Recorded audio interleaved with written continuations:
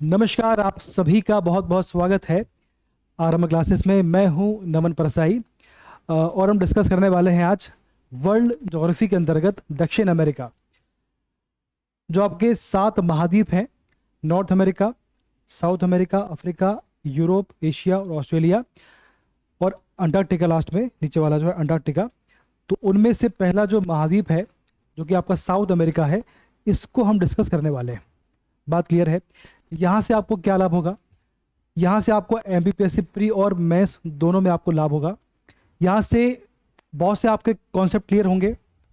Map से कैसे पढ़ते हैं वो क्लियर होगा। उसके बाद में प्री में जो क्वेश्चन आते हैं वो क्लियर होगा। उसके बाद में मेंस में जो 3 मार्कर क्वेश्चन आते हैं वो भी आपको यहाँ से काफ़ी क्लियर होने वाला है।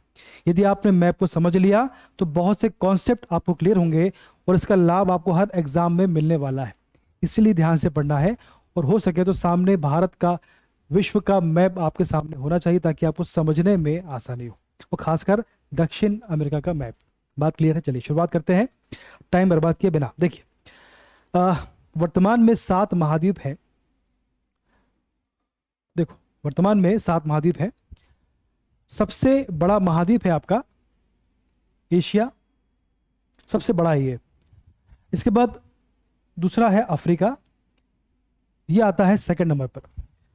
तीसरा है नॉर्थ अमेरिका, फोर्थ है साउथ अमेरिका जो हम पढ़ने वाले हैं। पांचवा आपको ये है अंटार्कटिका। क्या है? अंटार्कटिका। उसके बाद छठवा आपका यूरोप है। उसके बाद 7वां है आपका ऑस्ट्रेलिया। तो सबसे बड़ा है एशिया और सबसे छोटा है ऑस्ट्रेलिया। ये आपको क्लियर है बात? चलिए, तो वर्तमान में जो 7 महाद्वीप हैं उनकी लोकेशन कैसी है कि ऑस्ट्रेलिया इस तरफ है, साउथ अमेरिका इस तरफ है, नॉर्थ इस तरफ, अफ्रीका यहाँ पर है, इंडिया यहाँ पर, अपना जो एशिया यहाँ पर है, और यूरोप यहाँ पर है। तो मेरा प्रश्न आपसे यह है कि क्या शुरुआत से ही ऐसे थे कि इनमें परिवर्तन आया है? उसका आंसर है शुरुआत में ये ऐसे नहीं थे। ये शुरुआत में सभी एक साथ थे, बाद में धीमे धीमे ये अलग हुए हैं। देखिए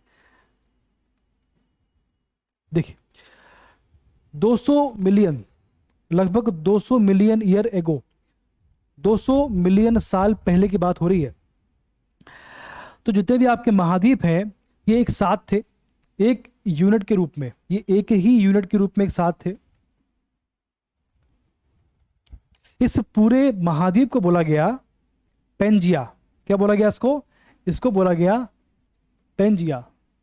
मतलब पूरी पृथ्वी पर मात्र एक ही महाद्वीप था जिसको पेंजिया बोला गया, और इसके बाजू, इसके पूरे आसपास जो महासागर था उसको बोला गया पेंथालासा। क्या बोला गया? पेंथालासा। यानी आपके जो 7 महाद्वीप हैं वो पूरे एक साथ थे। बात क्लियर है? तो जो पूरे महाद्वीप एक साथ थे उसको बोला पेंजिया, पेंथालासा। कभी क्वेश्चन आपको बन गया एमपीपीएससी मेंस में तो आपका ये 3 मार्कर बन सकता है। आपको मैप बनाना पड़ेगा कि भाई सेंटर में पेंजिया था, आसपास पेंथालासा था, और ये 200 मिलियन वर्ष पूर्व की बात है, और उसके वर्तमान में 7 महाद्वीप इससे अलग होकर बने। यानी जो इसका डिवाइड हुए और इसके बाद में ये बने। ठीक, तो ये पेंजिया पेंथालासा है। अब इसके बाद में इसमें क्या परिवर्तन आया देखिए। तो पेंजिया पेंथालासा था, जब ये आपस में टूटे तो इसके 2 पार्ट हुए।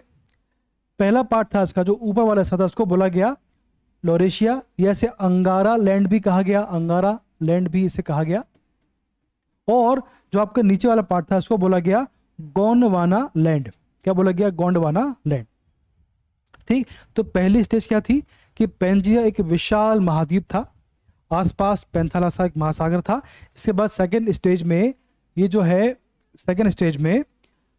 ये 2 पार्ट में डिवाइड हो गया। ऊपर वाला पार्ट आपका लॉरेशिया या इसको अंगारा लैंड कहा गया, और जो आपका नीचे वाला पार्ट था उसको बोला गया गोंडवाना लैंड। यहां तक क्लियर है? अब देखिए आगे बढ़ते हैं। ठीक, तो अब तक हमने 2 स्टेज समझ ली है। कौन कौन सी? पहली स्टेज में क्या था? पहली स्टेज में पेंजिया, ये पेंजिया है, ये पेंथालासा है। और दूसरी स्टेज में क्या हुआ? ये 2 पार्ट में बट गया। ये हो गया आपका ये आपका लॉरेशिया हो गया, ये आपका हो गया गोंडवाना। इसके बीच में एक टैथे सागर था, और इनके मिलने से ही हिमालय का निर्माण हुआ है। अब ये जो दो पार्ट हुए हैं, तो आपका जो गोंडवाना लैंड है ये धीमे धीमे ये अपने स्थान से मूव होना शुरू हुआ। ठीक, इसका ये वाला पार्ट है, ये आपका बन गया नॉर्थ अमेरिका, ये इस तरफ आ गया। ये आपका साउथ अमेरिका थोड़ा सा ऊपर आ गया। इसके बाद अफ्रीका थोड़ा सा शिफ्ट हो गया यहाँ पे।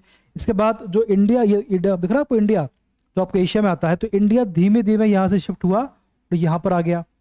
और जब यहाँ पर आया तो इन दोनों के बीच में जो आपकी प्लेट्स हैं, जो इंडिया यहाँ पर जो प्लेट्स हैं आपस में टकराई और उससे ही हिमालय का निर्माण हुआ है। ठीक, तो ये जो है इंडिया यहाँ पे आ गया। उसके बाद में जो अंटार्कटिका है नीचे आ गया, जो ऑस्ट्रेलिया है इस साइड में आ गया। ठीक, तो आपको जो गोंडवाना लैंड है उसका जब वो डिवाइड हुआ तो उसका साइड वाला पार्ट यहाँ पर बन गया साउथ अमेरिका, एक पार्ट बन गया अफ्रीका, एक पार्ट बन गया यहाँ पर ऑस्ट्रेलिया, और उसके एक पार्ट बन गया साइड में यहाँ पे इंडिया में जाके चला गया, जो भारत जिसे कहते हैं। ठीक, और जो आपका यूरोप, आपका लॉरेशिया था, उसका एक पार्ट चला गया ऊपर, उसको बोलते हैं नॉर्थ अमेरिका। तो बेसिकली कहने का मतलब है कि जो पेंजिया है वो डिवाइड हुआ दो पार्ट में, लॉरेशिया और गोंडवाना में। इसके बाद ये सब डिवाइड हुआ, इसके डिवाइड होने से यानी गोंडवाना और लॉरेशिया जब डिवाइड हुआ तो उसके टूटने से जो 7 महाद्वीप बने हैं ये वर्तमान स्वरूप है। बात क्लियर है? तो कहानी यहाँ शुरू होती है और ख़त्म यहाँ पर होती है, अभी ख़त्म नहीं हुई है। अभी भी जो कुछ महाद्वीप हैं, कुछ अभी ऐसे स्थल हैं, वो धीमे धीमे मूव हो रहे हैं। तो अभी भी गति जारी, अभी भी गति हो रही है। बात क्लियर है? चलिए, तो वर्तमान स्वरूप ये है और सबसे पहले का स्वरूप ये था। इतना क्लियर है आपको? चलिए आगे बढ़ते हैं। अब देखिए, तो वर्तमान में 7 महाद्वीप हैं। अब समझें कि किसकी लोकेशन कहाँ पे। देखिए, ये आपका ऑस्ट्रेलिया है, बात क्लियर है, और ये आपका देखो एशिया है। अब देखो जो एशिया है इसका विस्तार यहाँ से शुरू होता है। देखो ये आपका एशिया शुरू होता है, यहाँ से आता है। और जो आपका अफ्रीका है तो अफ्रीका के ऊपर तक इसका विस्तार है, देखो यहाँ तक इसका विस्तार है। और यहाँ पर देखो ये आपकी जो है ना, ये आपकी है विषुवत रेखा, ये इक्वेटर है। इक्वेटर क्या है? ये इक्वेटर। तो ये जो एशिया है इसका विस्तार यहाँ से ऐसा, तो ये इक्वेटर के आगे भी इसका विस्तार है। तो इक्वेटर के ऊपर होता है उत्तरी गोलार्ध और इसके नीचे होता है दक्षिणी गोलार्ध। तो एशिया ऐसा महाद्वीप है जिसका दोनों गोलार्ध में विस्तार है।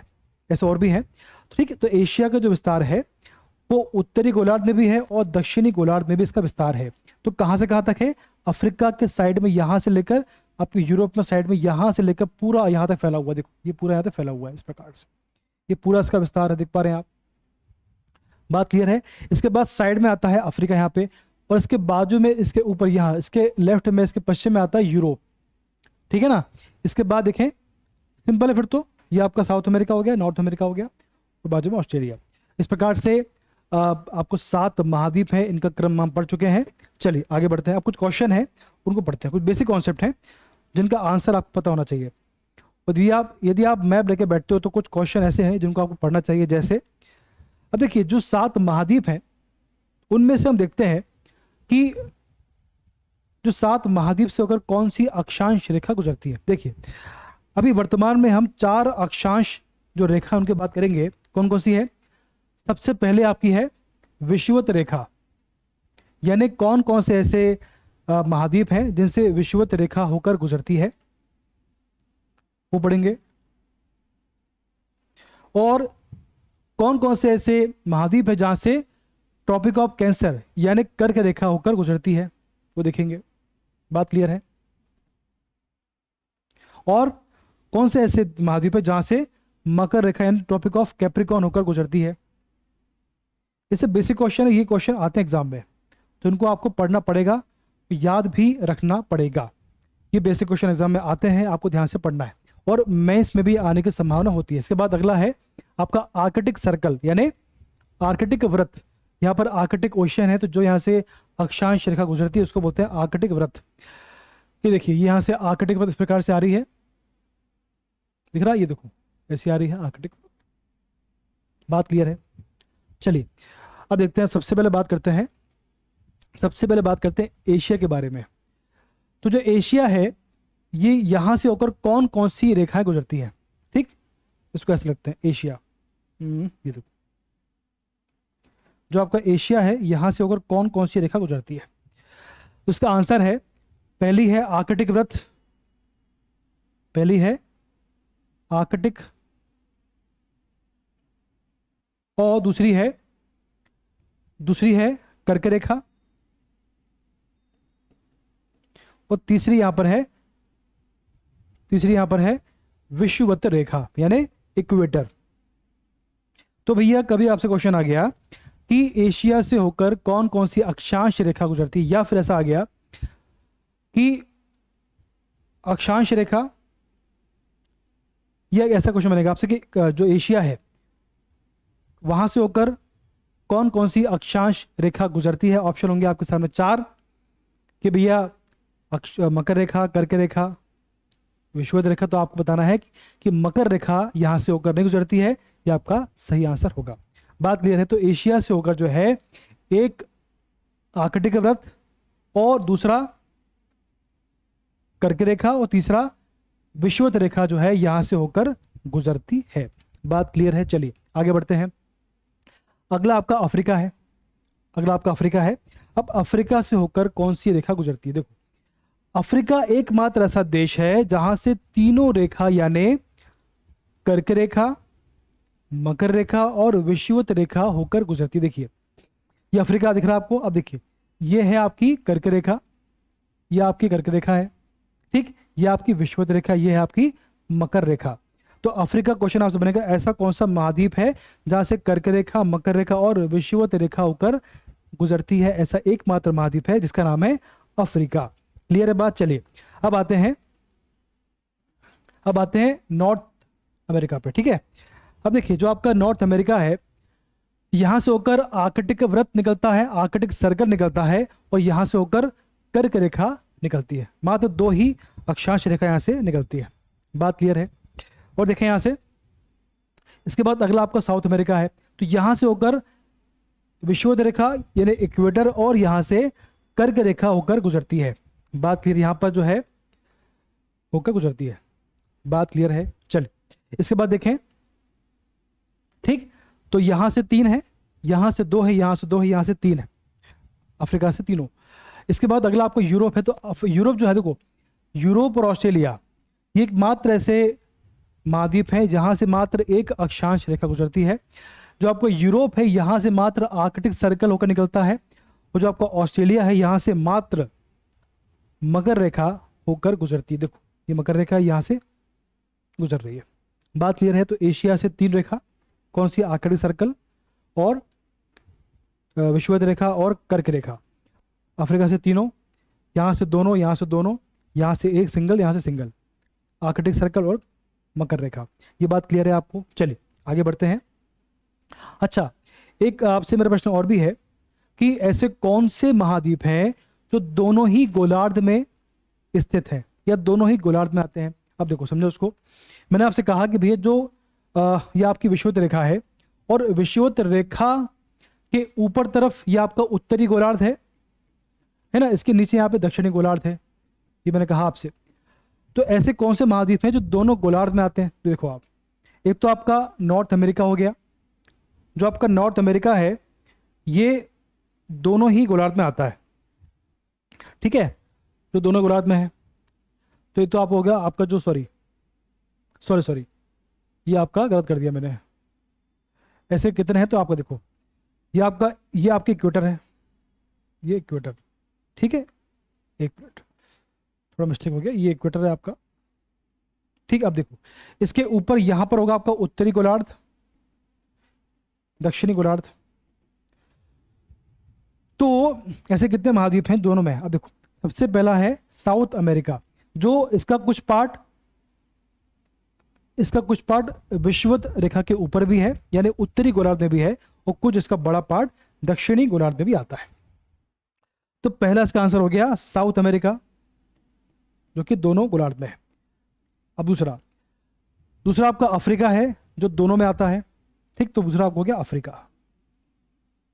अब तीसरा फिर आपका आता है एशिया जो कि नॉर्थ और साउथ दोनों ही गोलार्ध में आता है, अफ्रीका, एशिया आ गया, ठीक, एशिया हो गया। तो 3 इसका आंसर है।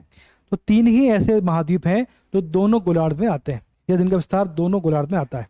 इसके बाद अगला प्रश्न है कि दक्षिण अमेरिका का विस्तार। चलिए आइए, कुछ प्रश्न मेरे सामने है तो उनको देखकर मैं आपको समझा रहा हूँ। चलिए अब देखिए, ये जो आपका दक्षिण अमेरिका है इसका विस्तार देखें कि इसके आसपास कौन कौन से सागर महासागर हैं। आइए सबसे पहले बात करते हैं लोकेशन की। तो लोकेशन हम समझ चुके हैं कि कहाँ पे इसकी लोकेशन है। इसकी लोकेशन जो है वेस्ट में आती है। आइए देखें, जो आपका साउथ अमेरिका है इसके वेस्ट में देखें। अच्छा एक बात समझें आप कि हाँ चलिए छोड़िए, ये आपका दक्षिण अमेरिका है, इसके वेस्ट में देखिए हम जान रहे हैं कि इसके आसपास कौन से सागर या इसके महासागर हैं। ठीक, इसके आसपास कौन से सागर या महासागर हैं। ये क्वेश्चन भी कई बार पूछा गया है कि ये जो महाद्वीप है, कौन सा महाद्वीप, ऑस्ट्रेलिया महाद्वीप है, इसकी जो सीमा है किस महासागर से लगती है, ये क्वेश्चन पूछा गया है। ठीक, तो ऐसे क्वेश्चन आने की संभावना होती है। तो आपको जो साउथ अमेरिका है इसके वेस्ट में, इसके पश्चिम में यहाँ पर साउथ पैसिफिक ओशन है यानी प्रशांत महासागर है। इसके ईस्ट में यानी पूर्व में यहाँ पर साउथ अटलांटिक यानी अटलांटिक ओशन, अटलांटिक महासागर है। ठीक, यहाँ पर प्रशांत है, यहाँ पर अटलांटिक है। क्लियर है बात। इसके उत्तर में यहाँ पर कैरिबियन सी है यानी कैरिबियन सागर है, महासागर नहीं। तो इसके उत्तर में कैरिबियन सागर है, इसके पश्चिम में प्रशांत महासागर है, इसके पूर्व में अटलांटिक महासागर है और इसके दक्षिण में क्या है, इसके दक्षिण में साउथर्न ओशियन है यानी साउथर्न महासागर है।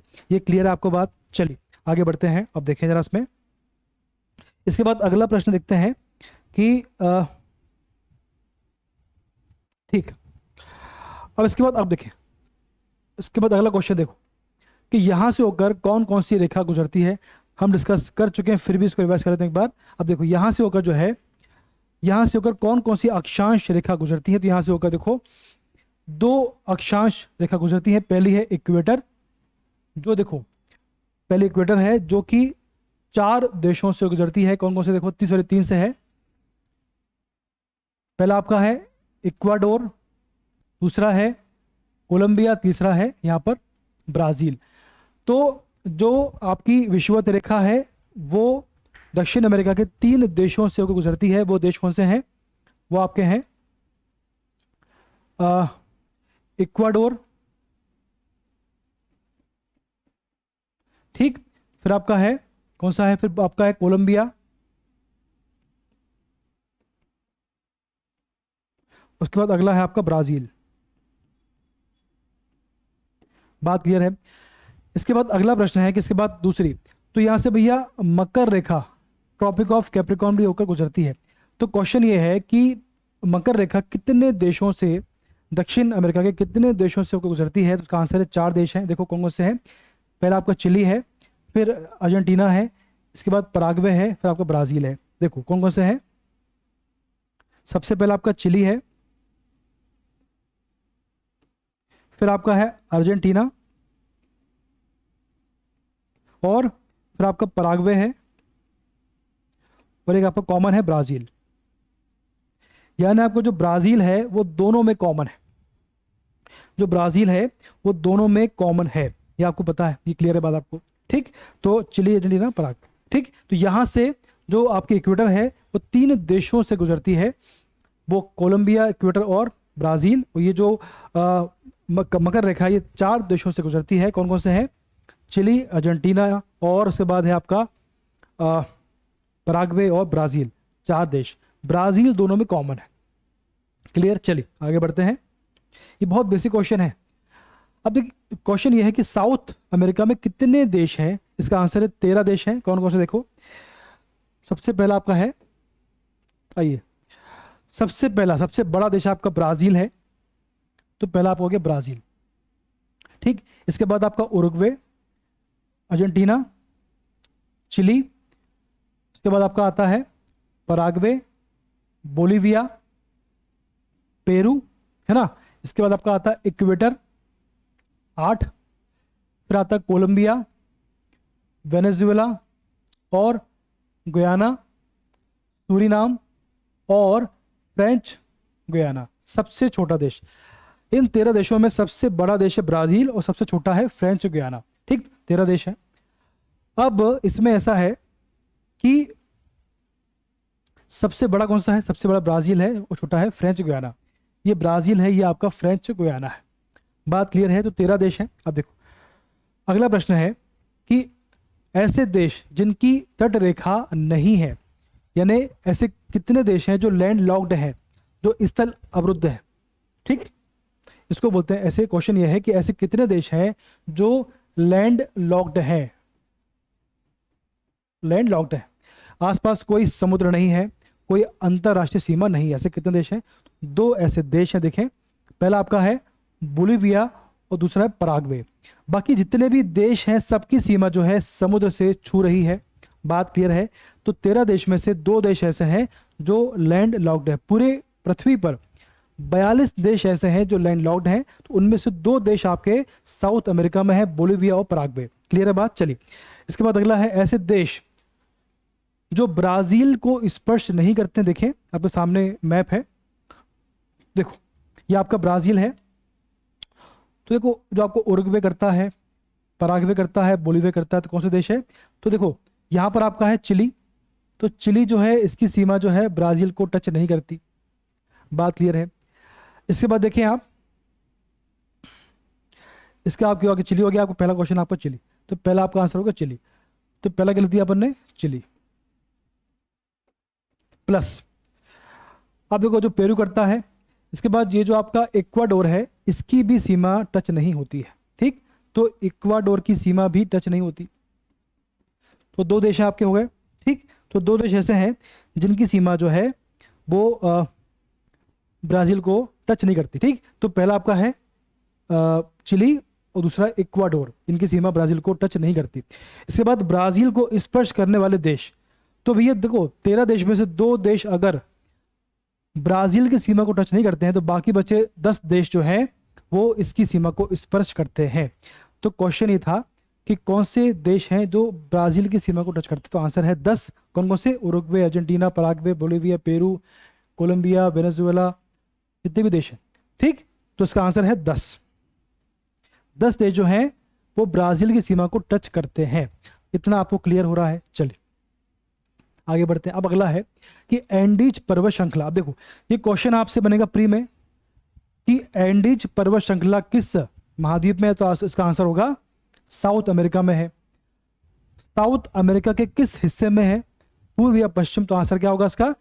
ये जो एंडीज पर्वत श्रृंखला है ये साउथ अमेरिका के के पश्चिमी हिस्से में है, पश्चिम में है। ये क्वेश्चन पूछा गया है एग्जाम में, बेसिक क्वेश्चन है। ये जो एंडीज पर्वत श्रृंखला है ये किस प्रकार का पर्वत है? तो ये मोड़दार वलित या वलित पर्वत का एग्जाम्पल है। ठीक, जब 2 पर्वत जो 2 प्लेट्स आपस में मिलती हैं, जब 2 प्लेट्स आपस में मिलती हैं, तो पृथ्वी के आंतरिक हलचल में, यानी पृथ्वी के अंदर जो प्लेट्स हैं, जब 2 प्लेट्स आपस में मिलती हैं तो उनके मिलने से जो पृथ्वी पर या चट्टानों में जो वलय पड़ता है, जब मोड़ पड़ता है, उसको बोलते हैं वलित या मोड़दार पर्वत।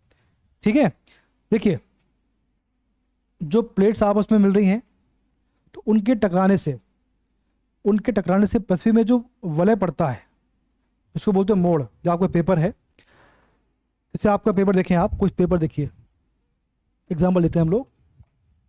सपोज करिए जैसे पेपर है, ठीक, पेपर है। अब इसमें जब इसके पास आने से इसमें जो मोड़ पड़ेगा, वलय पड़ेगा, ये वलय पड़ गया, और इससे जो पहाड़ पर्वत या जो पर्वत का निर्माण होगा उसको बोलेंगे वलित या मोड़दार पर्वत। बात क्लियर है आपको? ठीक, ऐसे देखो ये बढ़ गया वलय, उसको बोलते हैं वलय या मोड़दार पर्वत। अब इसके एग्जाम्पल कौन से हैं? तो अब ये देखो भारत में जो हिमालय पर्वत है वो भी इसका एग्जाम्पल है, वो भी वलित या मोड़दार पर्वत है। बात क्लियर है? तो इस प्रकार से जो आपका ये एंडीज पर्वत श्रृंखला, ये भी वलय और मोड़दार पर्वत का एग्जाम्पल है। बात क्लियर है? चलिए आगे बढ़ते हैं, बहुत सिंपल है। अब देखिए ये जो एंडीज पर्वत श्रृंखला है ये बेसिकली विश्व की सबसे लंबी पर्वत श्रृंखला है, सबसे लंबी। सबसे लंबी पर्वत श्रृंखला, ठीक है, तो उसकी लोकेशन हो गई, ये दक्षिण अमेरिका में है। अगर आपको मैथ्स में क्वेश्चन आ गया तो एंडीज पर्वत श्रृंखला मोरदार पर्वत का एग्जाम्पल है। ये दक्षिण अमेरिका के पश्चिम में आता है और जो है ये विश्व की सबसे लंबी पर्वत श्रृंखला है। इतना पर्याप्त है, ठीक। चलिए, ये हो गया आपका। अब देखें इसमें और क्या, इसमें ये हो गया आपका, ठीक है। तो ये आपका हो गया एंडीज पर्वत श्रृंखला, ठीक। अब देखिए, अब ये जो क्वेश्चन बनता है कई बार कि जो इसमें आपको जो पर्वत श्रृंखला, इसकी सबसे हाईएस्ट पीक कौन सी है। तो जो आपका एंडीज पर्वत श्रृंखला है इसकी सबसे हाईएस्ट पीक है एकांका गुआ। कौन सी है? एकांका गुआ।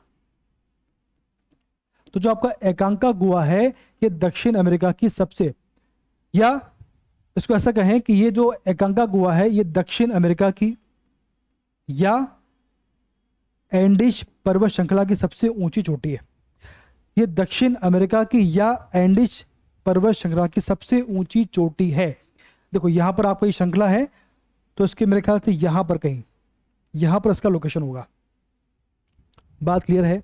तो ये बहुत ही ऊंची पर्वत श्रृंखला, आगे बढ़ेंगे इसके बारे में सब जानेंगे, ठीक। तो ये सबसे ऊंची पर्वत श्रृंखला है, इसमें इतना पर्याप्त है, इसके अलावा क्वेश्चन नहीं बनेगा यहां से। चलिए आगे बढ़ते हैं। अब क्वेश्चन बनता है कि जो एंडीज पर्वत श्रृंखला है इसका विस्तार कितने देशों में है। कितने एंडीज पर्वत श्रृंखला का विस्तार कितने देशों में है? कितने देशों में? तो ये 7 देशों में इसका विस्तार है, 7 देशों में। अर्जेंटीना, चिली, ठीक। इसके बाद आपका आता है बोलिविया, पेरू, ठीक। उसके बाद आता है इक्वाडोर, कोलंबिया और वेनेजुएला। सबसे पहले आपका आता है अर्जेंटीना। क्या देखें आप, सबसे पहले आपका आता है जो आपका दिख रहा है आपको ये जो कत्थे कलर में, ये आपका है एंडीज पर्वत श्रृंखला। सबसे पहले इसका विस्तार है अर्जेंटीना में, फिर आपका चिली में इसका विस्तार है, फिर आपका बोलिविया में है, ठीक। इसके बाद आपका पेरू में है, फिर आपका इक्वाडोर में है, कोलंबिया में है और वेनेजुएला में है, ठीक। तो 1 2 3 4 5, तो 7 देशों में इसका विस्तार है। क्वेश्चन बनेगा कि इसका विस्तार कितने देशों में है, तो आंसर होगा 7 देशों में इसका विस्तार है, इसमें कंफ्यूज नहीं होना है। चलिए, ओजो डेल सलाडो पर्वत। अब देखिए जो आपका एंडीज पर्वत श्रृंखला है इस पर एक पर्वत है जिसका नाम है एक ज्वालामुखी पर्वत है। बेसिकली एक विश्व की सबसे ऊंची मृत ज्वालामुखी है। मृत ज्वालामुखी पर्वत है ये विश्व का सबसे ऊंचा मृत ज्वालामुखी पर्वत है। कौन सा? ओजो डेल सलाडो पर्वत। देखो यहां पर आता है, ये देखो दिख रहा है आपको, चिली में आता है ये देखो दिख रहा है लोकेशन इसकी।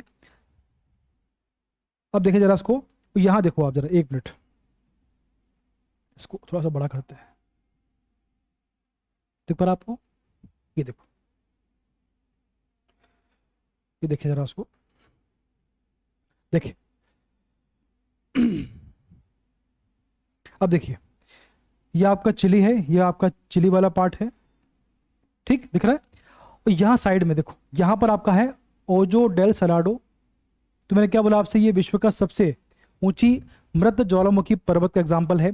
और इसके यहाँ नीचे यह आता है एकांका गुआ। क्या आता है? एकांका गुआ। ये जो एकांका गुआ है ये बेसिकली दक्षिण अमेरिका की या फिर एंडीज पर्वत श्रृंखला की सबसे ऊंची चोटी है। इसकी हाइट है 6959 मीटर, इसकी हाइट है। बात क्लियर है? और जो आपका ये पर्वत है, जो आपका ज्वालामुखी पर्वत की हाइट है 6862, ठीक। तो सबसे ऊंची पर्वत, सबसे ऊंचा मृत ज्वालामुखी कौन सा है? ओजो डेल सलाडो, चिली में आता है। और एकांका गुआ जो है इसकी हाईएस्ट पीक है जिसकी हाइट है 6959। बात क्लियर है? चलिए आगे बढ़ते हैं। ये बेसिक क्वेश्चन आपका आ गया, एकांका गुआ, ठीक। आगे बढ़ते हैं। अब देखो कोटोपेक्सी, ये क्या भी है? कोटोपेक्सी क्या है? अब देखो कोटोपेक्सी आपका क्या है। जो आपका कोटोपेक्सी पर्वत है ये विश्व की सबसे ऊंची सक्रिय ज्वालामुखी है। सक्रिय ज्वालामुखी पर्वत। विश्व की सबसे ऊंची मृत ज्वालामुखी पर्वत है आप ओजो डे सलाडो। विश्व की सबसे ऊंची सक्रिय ज्वालामुखी कौन सी आपकी है?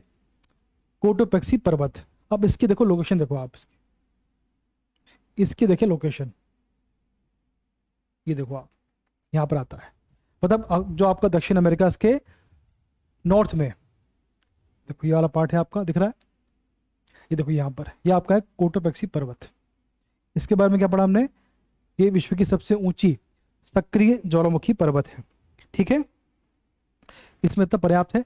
अब देखो क्वेश्चन, देखिए आपको क्वेश्चन कैसे बनेगा आपसे कि कोटोपेक्सी पर्वत कहां पर है? दक्षिण अमेरिका में है। किसका एग्जाम्पल है ये? सक्रिय ज्वालामुखी एग्जाम्पल है, सबसे ऊंची सक्रिय ज्वालामुखी। चलिए आगे बढ़ते हैं। बात आपको क्लियर हो रही है? आपको समझ में आ गया? चलो अगला आपका सामने है टिटिकाका झील। ये जो है विश्व की सबसे ऊंची नौगम्य झील है। यानी झील तो और भी है जो ऊंची है, लेकिन ये नौगम्य झील है, यानी जहां पर नाव या जहाज चलाना संभव हो उसको बोलते हैं नौगम्य झील। यहाँ पर जहाज और नाव चलती है, इसलिए उसको नौगम्य झील बोलते हैं। तो ये विश्व की सबसे ऊंची नौगम्य झील है, ये ध्यान रखना आपको, ये सबसे ऊंची नौगम्य झील टिटिकाका झील। अब देखिए इसकी लोकेशन कहाँ पे है? ये आपका दक्षिण अमेरिका है। तो बोलिविया और पेरू के मध्य में यहां पर इसकी लोकेशन है। देखो इसका कुछ पार्ट बोलिविया में आता है, कुछ पार्ट आता है आपका पेरू में। ठीक, तो ये जो आपकी झील है ये बोलिविया और पेरू के बीच में आती है। ठीक, ये क्वेश्चन इंपॉर्टेंट है, क्वेश्चन आ चुका है कि जो झील है इसकी लोकेशन कहां पर है या किन देशों के बीच में है? तो ये पेरू और बोलिविया के मध्य में आती है। इसमें इतना पर्याप्त है, बात क्लियर है? चलिए अब देखें जो आपकी झील है, चलिए आगे बढ़ते हैं। इसके बाद अगला है अटाकामा मरुस्थल। कौन सा है? अटाकामा मरुस्थल।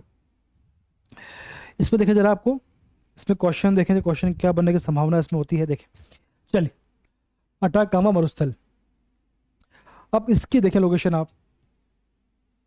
ये जो मरुस्थल है ये विश्व का शुष्कतम मरुस्थल है। इसमें क्वेश्चन क्या बनेंगे आपके? अटाकामा विश्व का शुष्कतम मरुस्थल कौन सा? क्वेश्चन है कि विश्व का सबसे शुष्कतम मरुस्थल कौन सा है? तो आंसर क्या होगा आपका? अटाकामा मरुस्थल विश्व का सबसे शुष्कतम मरुस्थल है। इसमें एक नगर पड़ता है, इसका नाम है अरिका। क्या नाम है? अरिका। यहाँ पे एक नगर है, इसका नाम है अरिका। तो जो अरिका है विश्व का सबसे शुष्कतम नगर है। विश्व का सबसे शुष्कतम मरुस्थल कौन सा है? तो अटाकामा मरुस्थल, दक्षिण अमेरिका में आता है। और विश्व का सबसे शुष्कतम नगर कौन सा है? तो वो है आपका अरिका, जो कि अटाकामा मरुस्थल में आता है। बात क्लियर है? अब देखो इसका विस्तार कहां पर है? इसका विस्तार है चिली में, इसका विस्तार है बोलिविया में, इसका विस्तार है, और उसका कुछ विस्तार पेरू में इसका विस्तार है। ठीक, तो अर्जेंटीना, चिली, पेरू और बोलिविया 4 देशों में इसका विस्तार है। बात क्लियर है? चलिए, और यहां से होकर मकर रेखा भी होकर गुजरती है। ठीक है, जो आपका मरुस्थल यहां से मकर रेखा भी यहां से होकर गुजरती है और इसका विस्तार 4 देशों में है। और यहां ये विश्व का सबसे शुष्कतम मरुस्थल है। अरिका नगर यहाँ का विश्व का सबसे शुष्कतम नगर में आता है। इतने फैक्ट यहाँ से क्लियर है, यहाँ से क्वेश्चन बन जाते हैं। चलिए आगे बढ़ते हैं। अब देखिए यहाँ पर एक शहर है चिली। तो चिली है ये बेसिकली, तो चिली दिख रहा है आपको? चिली, तो चिली है बेसिकली तांबे के लिए फेमस है। तांबा ने कॉपर, तो यहाँ पर कॉपर क्वेश्चन बनता है कि सर्वाधिक जो है तांबा कहाँ पर होता है? तो कहाँ से? चिली होता है। यानी चिली जो है ये फेमस है तांबे, कॉपर के लिए। अब देखिए यहाँ पर एक शहर है, यहाँ पर एक स्थान है, इसका नाम है, देखो ये आपका अटाकामा मरुस्थल दिख रहा है आपको ये, और यहाँ पर है आपका चिली, ये आपका चिली पड़ रहा है। और चिली में यहाँ पर साइड में एक क्षेत्र है, इसका नाम है चुक्विक माटा। ये चिक्की माटा भी कहते हैं इसको। क्या बोलते हैं?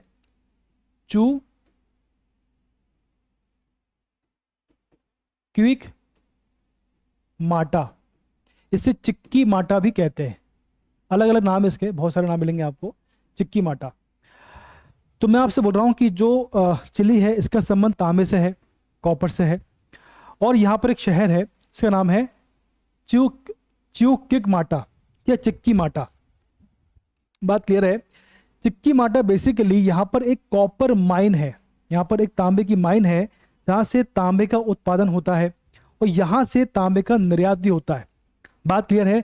तो चिली का संबंध तांबे से है, ये तांबा जहाँ पर सर्वाधिक होता है। और यहाँ पर एक शहर है इसका नाम है चिक्की माटा या च्यूक्विक माटा। ये बेसिकली तांबे की माइन है, कॉपर माइन है। ठीक, यहाँ से तांबा निर्यात होता है विदेशों में। इतना आपको क्लियर हो रहा है? तो चिक्की माटा का संबंध है तांबे से। क्लियर है? चलो आगे बढ़ते हैं। अब देखो आगे बढ़ते हैं। अब इसमें है पेटागोनिया मरुस्थल पठार। देख, तो ये पड़ता है, इसका जो संबंध है ये कहाँ आता है, लोकेशन किसके संबंध है? तो इसका ये आता है अर्जेंटीना में, अर्जेंटीना में आता है ये। बात क्लियर है? तो किसका एग्जाम्पल है ये? तो ये एग्जाम्पल है वृष्टि छाया क्षेत्र का। वृष्टि छाया क्षेत्र।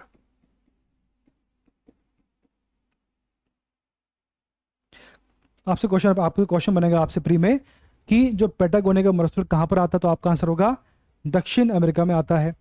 तो शहर का नाम है अर्जेंटीना। और मैं इसमें क्वेश्चन बनेगा तो आपको बताना पड़ेगा आपको कि जो अर्जेंटीना है ये दक्षिण अमेरिका में आता है।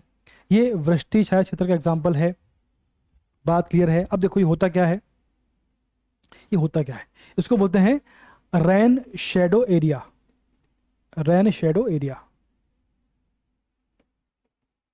अब देखो, सपोज करिए ये पहाड़ है, ये पर्वत है। अब यहां से बादल आ रहे हैं, यहां से बादल आ रहे हैं। ठीक, अब बादल इस एरिया को पार नहीं कर पाए, ये पहाड़ काफी लंबा है। अब बादल इसको पार नहीं कर पाए तो यहां वर्षा हो गई। तो ऐसा क्षेत्र जिसके एक तरफ तो वर्षा होती है, बहुत सारी वर्षा होती है, लेकिन इसके दूसरी ओर सूखा पड़ता है, यहां पर वर्षा नहीं होती है। तो ऐसा क्षेत्र जो होता है जिसके एक तरफ वर्षा होती है और दूसरी ओर वर्षा नहीं हो पाती है, उसको बोलते हैं वृष्टि छाया क्षेत्र या रेन शेडो एरिया। अब देखिए यहाँ पर चिली में, यहाँ पर पर्वत, यहाँ पर एंडीज पर्वतमाला है। यहाँ पर देखो, यहाँ पर क्या है, यहाँ पर एंडीज पर्वत है। यहाँ पे जब बादल यहाँ पर आते हैं तो चूंकि पर्वत इतने ऊंचे हैं कि यहाँ पर वर्षा हो जाती है, कि बादल हैं इनको पार नहीं कर पाते हैं और उन्हें यहाँ पर वर्षा करनी पड़ती है बादलों को। जब बादल हल्के होते हैं या खाली होते हैं तब यहाँ पर ये इस क्षेत्र में प्रवेश करते हैं। और चूंकि यहाँ बारिश हो चुकी है तो यहाँ पर बारिश नहीं होती है, ये सूखा एरिया पड़ जाता है। तो ऐसा क्षेत्र जिसके एक तरफ तो वर्षा होती है लेकिन दूसरी तरफ वर्षा नहीं होती है, तो वो क्षेत्र, जिस क्षेत्र में वर्षा नहीं होती है, उसको बोलते हैं वृष्टि छाया क्षेत्र। तो जो पेटागोनिया मरुस्थल है, आपको जो पेटागोनिया पठार है, ये वृष्टि छाया क्षेत्र का एग्जाम्पल है। इतना आपको क्लियर हो रहा है? चलिए आगे बढ़ते हैं। अब देखिए अगला है आपके सामने घास के मैदान। बड़े बड़े घास के मैदान होते हैं जहां पर बहुत सारे घास और छोटे पेड़ भी होते हैं, उनको बोलते हैं घास के मैदान। जैसे सवाना है, आपका सवाना है, लानोस है ना, उसके बाद कंपास है। ठीक, उसके बाद आपका ये जो सेल्वास है, पंपास, कंपास और लानोस, ये बड़े बड़े घास के मैदान होते हैं। तो दक्षिण अमेरिका में जो घास के मैदान है उसको हम दो पार्ट में डिवाइड करते हैं। पहला आपका है उष्ण कटिबंधीय घास के मैदान और दूसरा है शीतोष्ण कटिबंधीय। देखो क्या होता है देखिए, ये है आपकी कर्क रेखा, दिख रहा आपको, ये है आपकी विषुवत रेखा, इक्वेटर, ये है मकर रेखा। बात क्लियर है?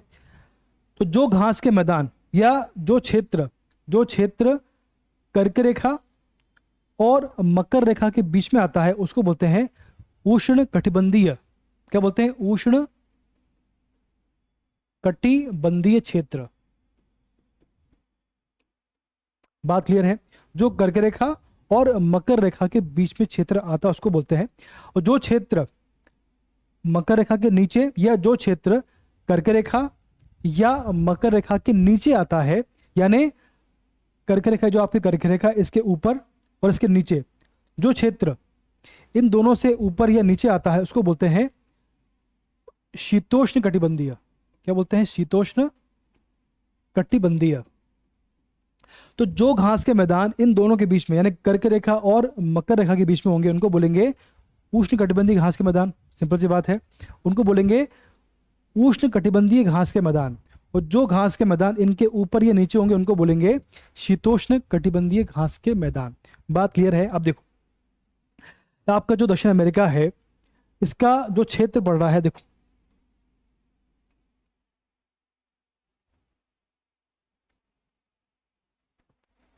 देखिए, अब ये आपकी कर्क रेखा है, ये मकर रेखा है। अब इन दोनों के बीच में जो घास के मैदान पड़ेंगे, जैसे सेल्वास, लानोस और कंपास, ये तीनों ही उष्ण कटिबंधीय एग्जाम, ये तीनों ही जो है उष्ण कटिबंधीय घास के मैदान होंगे। बात क्लियर है? और जो इसके जो आपकी मकर रेखा, इसके नीचे जो घास का मैदान आएगा यानी पंपास, उसको बोलेंगे शीतोष्ण कटिबंधीय घास का मैदान। ठीक, तो जो तीन घास के मैदान हैं सेल्वास, लानोस और पंपास, ये जो है उष्ण कटिबंधीय ये उष्ण कटिबंधीय घास के मैदान है। और जो पंपास है ये बेसिकली आपका शीतोष्ण कटिबंधीय घास का मैदान है। ये क्वेश्चन प्री में आपसे पूछा गया है और आगे भी आने की संभावना है, इसलिए इसको याद रखना है कॉन्सेप्ट वाइज। चलिए, अब जो आपके घास के मैदान है देखते हैं, इनको देखिए।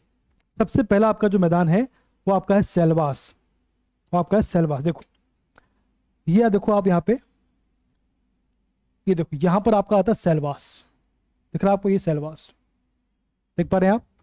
ये आपका सेल्वास है। ये बेसिकली देखो यहाँ पर अमेजन नदी बह रही है, तो जो विश्व यहाँ से बह रही है, तो यहाँ से विषुवत रेखा भी निकलती है। तो जो विषुवत रेखीय वन होते हैं उनको स्थानीय भाषा में सेल्वास के वन कहते हैं, या जो वन विषुवत रेखा पर होते हैं उनको स्थानीय भाषा में सेल्वास नाम दिया गया है। तो जो बेसिकली सेल्वास वन है वो अमेजन नदी के जो आप किसका वो है क्या क्षेत्र, उसका जो बेसिन है वहां पर होते हैं और ये विषुवत रेखा के पास में होते हैं। ठीक, तो आपको जो सेल्वास है ये बेसिकली आपका अमेजन बेसिन के क्षेत्र में आता है। और इसके ऊपर कोलंबिया है, साइड में यहाँ पर इक्वाडोर है, यहाँ पर आपका ब्राजील है। इतना क्लियर है? ठीक, तो सेल्वास के लोकेशन कहाँ पर है? नॉर्थ में आता है ये। इसके बाद अगला आपका है, तो ये बेसिकली उष्ण कटिबंधीय घास का मैदान है। इसके बाद अगला आपका आता है कैंपोस। क्या आता है? कैंपोस। ये कहाँ पर आता है? ये भी ब्राजील में आता है। ये ब्राजील में आता है। कहाँ आता है? ब्राजील में। ठीक, इसके बाद देखो अगला आपको सामने है, अगला है आपका पेम्पास। क्या आता है? पेम्पास। ये कहां पर आता है? ये आता है आपका अर्जेंटीना में। ठीक, अब देखो ये आपकी जो है, ये जो है आपकी, ये है मकर रेखा। तो मकर, चूंकि ये मकर रेखा के नीचे है इसलिए जो है ये उष्ण कटिबंधीय घास का मैदान है, सॉरी शीतोष्ण कटिबंधीय। बात क्लियर है आपको? चल एक मिनट, ये इक्वेटर, हाँ मकर है। ठीक, बात क्लियर है? ठीक, तो ये आपका हो गया सेल्वास, ये आपका हो गया, ये आपका हो गया कैंपोस, ये हो गया आपका पेम्पास। इसके बाद अगला आपके सामने आता है लानोस। यहां देखो ये आपका पड़ेगा लानोस, यहां पड़ेगा। ये आपका है वेनेजुएला। ठीक है, बात क्लियर है? तो लानोस और सेल्वास, पेम्पास और कैंपोस, ये चार घास के मैदान पढ़ चुके हैं हम लोग। इसके बाद एक और है ग्रान चाको। क्या है? ग्रान चाको। ग्रान चाको जो है इसके बीचों से होकर मकर रेखा होकर गुजरती है। क्या है? इसके बीच से होकर मकर रेखा होकर गुजरती है। तो अभी हमने 5 जो है घास के मैदान पढ़ लिए हैं। लानोस, सबसे पहले आपको लानोस, सेल्वास, ग्रान चाको, ठीक, उसके बाद कैंपास और पंपास, ये 5 घास के मैदान पढ़ चुके हैं। इनकी लोकेशन भी सब पढ़ लिया हमने और इसके क्या क्या नाम है, किस प्रकार के हैं, इनको भी डिस्कस कर चुके हैं। चलिए आगे बढ़ते हैं। अब देखो ये जो आपका ये जो पंपास है आपका, ये जो पंपास घास का मैदान है ये आपका आता है अर्जेंटीना में। कहाँ आता है? अर्जेंटीना में। तो यहाँ पर गेहूं जो है सर्वाधिक मात्रा में होता है, इसीलिए जो आपका अर्जेंटीना है इसे गेहूं का कटोरा कहते हैं। का कटोरा क्या बोलते हैं? गेहूं का कटोरा। बेसिकली जो आपका अर्जेंटीना है तो इसको पंपास का जो मैदान, इस क्षेत्र में गेहूं होता है, इसलिए इसको गेहूं का कटोरा कहा जाता है। क्वेश्चन बनता है कि जो गेहूं का कटोरा है किसे कहते हैं? तो आपका आंसर होगा अर्जेंटीना को बोलते हैं।